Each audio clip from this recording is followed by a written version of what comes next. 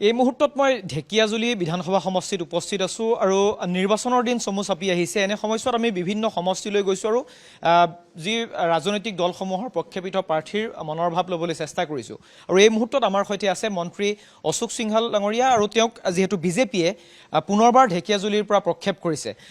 প্ৰথমে যিহেতু নিৰ্বাচনৰ দিন চমু চাপি আহি আছে, কিন্তু আমি বিভিন্ন স্থানলৈ গৈছোঁ, তাতে দেখা পাইছোঁ যে প্ৰচাৰৰ কাৰণে প্ৰতিটো ৰাজনৈতিক দলে বা আপোনালোকৰ বিজেপিৰ প্ৰক্ষেপিত প্ৰাৰ্থীসকলে প্ৰচাৰ চলাইছে। কিন্তু এইবাৰ প্ৰচাৰৰ ক্ষেত্ৰত আপুনি এটা ব্যতিক্ৰমী এটা চিন্তা চৰ্চা এটা কৰিছে, য'ত বেনাৰ পোষ্টাৰৰ কথা আপুনি চিন্তা চৰ্চা কৰা নাই বা কোনো ধৰণৰ সমদলৰ কথাও আপুনি চিন্তা কৰা নাই।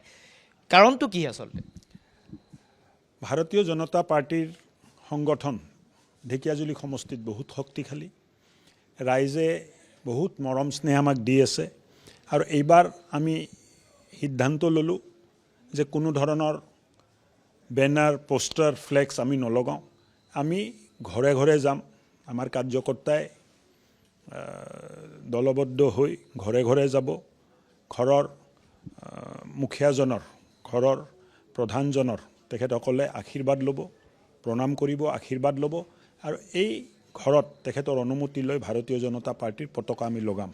তেনেকুৱা 50,000 ঘৰত যোৱাৰ আমাৰ সিদ্ধান্ত হৈছে। ইতিমধ্যে মই ভাবোঁ যে 23,000ৰো অধিক ঘৰত এই প্ৰণাম আশীৰ্বাদ কাৰ্যসূচীটো সম্পন্ন হৈছে আৰু 9 তাৰিখ 7 তাৰিখৰ আগে আগে নিৰ্বাচন প্ৰচাৰ বন্ধ হোৱাৰ আগে আগে প্ৰত্যেকটো ঘৰত 3বাৰকৈ আমি যোৱাৰ সিদ্ধান্ত লৈছোঁ। 1 ৰাউণ্ড হৈ গৈছে, 23,000 ঘৰত পতাকা লাগি গৈছে আৰু মই ভাবোঁ যে 30 তাৰিখলৈ ছেকেণ্ড ৰাউণ্ডো হৈ যাব। তেতিয়ালৈ আমি ভাবোঁ 40,000 45,000 ঘৰত ভাৰতীয় জনতা পাৰ্টিৰ পতাকা থাকিব। আৰু ইমান ব্যাপক সংগঠন, ইমান ব্যাপক জনসম্পৰ্কৰ পিছত মই নাভাবোঁ যে কিবা প্ৰচাৰ সামগ্ৰীৰ প্ৰয়োজন আছে। মুখ্যমন্ত্ৰীয়ে যিটো আপোনালোকৰ বিজেপিৰ যিটো জন আশীৰ্বাদ যাত্ৰা ঢেকিয়াজুলিৰ পৰাই আৰম্ভ কৰিছিল আৰু আপুনি এনেধৰণৰ এটা চিন্তা চৰ্চা কৰি ৰাইজৰ ওচৰলৈ গৈছে, প্ৰতিটো ঘৰলৈ যোৱাৰ কথা চিন্তা চৰ্চা, কোনবোৰ কথাই আপুনি লৈ সাধাৰণ ভোটাৰসকলৰ কাষ চাপিব আৰু বিশেষকৈ ঢেকিয়াজুলিত এইবাৰ 21ৰ তুলনাত 26ৰ যিটো ৰণনীতি সলনি হৈছে নেকি?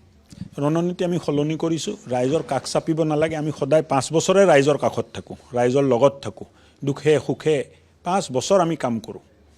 এতিয়া কিবা স্পেচিয়েল কাষ চাপিব লাগে বুলি নহয়, আমি ৰাইজৰ কাষতে থাকোঁ, ৰাইজৰ লগতে থাকোঁ। চ' কাৰ্যকৰ্তাই ঘৰে ঘৰে গৈ আছে। অহাকালি অমিত শ্বাহ ডাঙৰীয়াৰ বৃহৎ এক ৰাজনৈতিক সভা হ'ব আৰু এই সভাত 50,000ৰো অধিক ঢেকিয়াজুলি সমষ্টিবাসী ৰাইজ অংশগ্ৰহণ কৰিব আৰু এক বিৰল পৰিস্থিতি অহাকালি আপোনালোকে দেখিবলৈ পাব। 21তো আপুনি যিহেতু প্ৰচাৰ চলাইছিল আৰু 21 আৰু 26ৰ পাৰ্থক্যটো আচলতে কি দেখিছে? কেনেকুৱা ভোটাৰৰ লগত যিহেতু আপোনালোকে ডাইৰেক্ট কানেকশ্যন এটা হৈছে, সেই সম্পৰ্কটো কেনেধৰণে আপোনালোকে পাইছে আৰু ভোটাৰে আপোনালোকৰ পৰা কি ধৰণে 26ত কি বিচাৰিছে? 26ৰ নিৰ্বাচনত আমি দেখিছোঁ যে ৰাইজৰ আগ্ৰহ বহুত বেছি আছে, ৰাইজৰ মৰম স্নেহ বহুত বেছি আছে আৰু আমাৰ সংগঠনৰ ব্যাপকতা আৰু বিস্তাৰ 21ৰ তুলনাত বহুত বেছি আছে।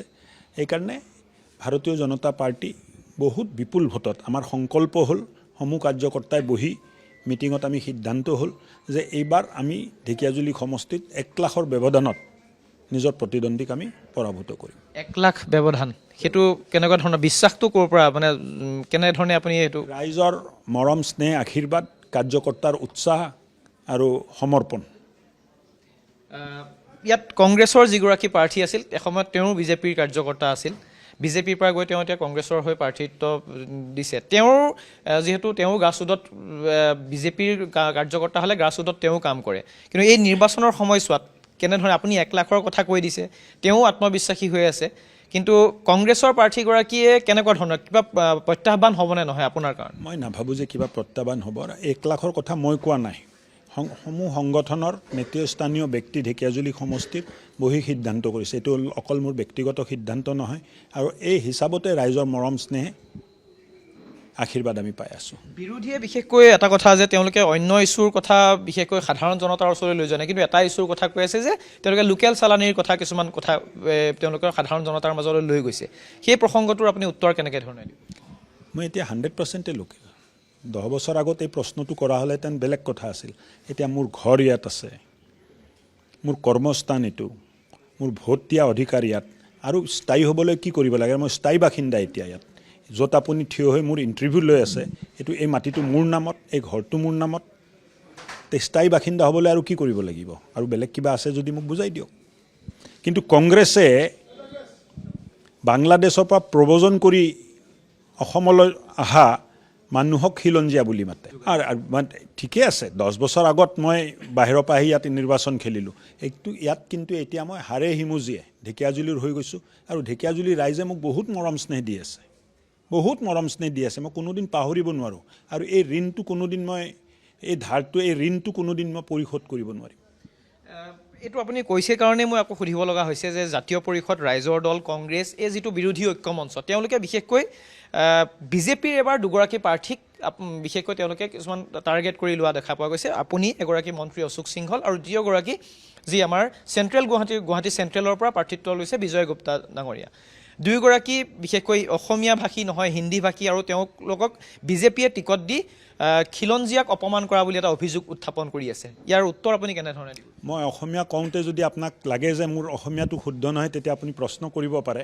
মই হাড়ে হিমুজিয়া অসমীয়া, মোৰ কৰ্মভূমি অসম, আৰু মৰিলে মই অসমৰ ভূমিতে মৰিম। আৰু মোৰ সতি সন্ততি ইয়াতে আছে।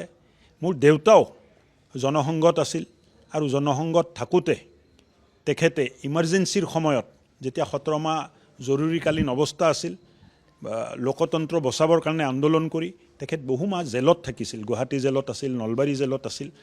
আমাৰ প্ৰতি এই ভাৱটো ৰখাটো বিৰোধীয়ে ৰাখিব পাৰে, কিন্তু সাধাৰণ জনতাই ৰখা নাই।